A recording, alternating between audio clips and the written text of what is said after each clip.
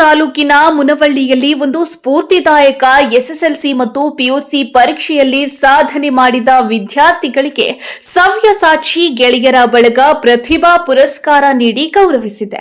ವಿದ್ಯಾರ್ಥಿಗಳಿಗೆ ಸನ್ಮಾನ.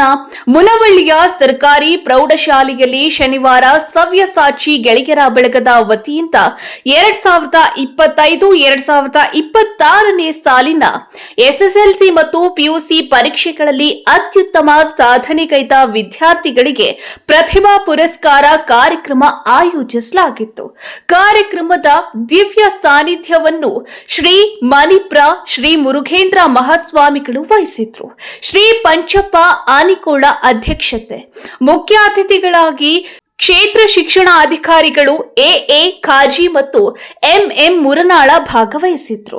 ಪ್ರತಿಭಾವಂತ ವಿದ್ಯಾರ್ಥಿಗಳನ್ನ ಸನ್ಮಾನಿಸಿ ಮಾತನಾಡಿದ ಗಣ್ಯರು ಶಿಕ್ಷಣದ ಮಹತ್ವ ಮತ್ತು ಗ್ರಾಮೀಣ ಭಾಗದ ವಿದ್ಯಾರ್ಥಿಗಳು ಸಾಧನೆ ಮಾಡಲು ಇರುವ ಅವಕಾಶಗಳ ಬಗ್ಗೆ ತಿಳಿಸಿದ್ರು.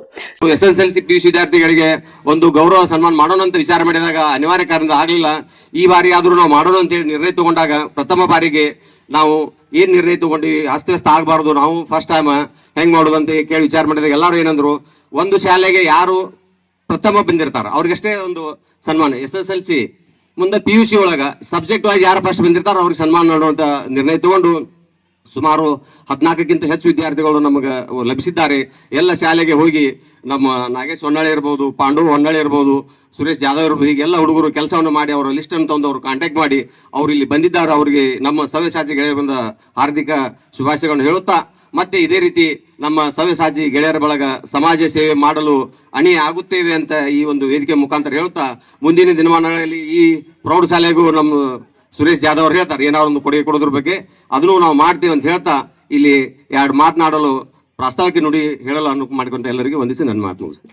ಸವ್ಯಸಾಚಿ ಗೆಳೆಯರ ಬಳಗದ ಪದಾಧಿಕಾರಿಗಳು, ಸದಸ್ಯರು ಮತ್ತು ಸಾರ್ವಜನಿಕರು ಹೆಚ್ಚಿನ ಸಂಖ್ಯೆಯಲ್ಲಿ ಭಾಗವಹಿಸಿ ಕಾರ್ಯಕ್ರಮವನ್ನ ಯಶಸ್ವಿಗೊಳಿಸಿದ್ರು.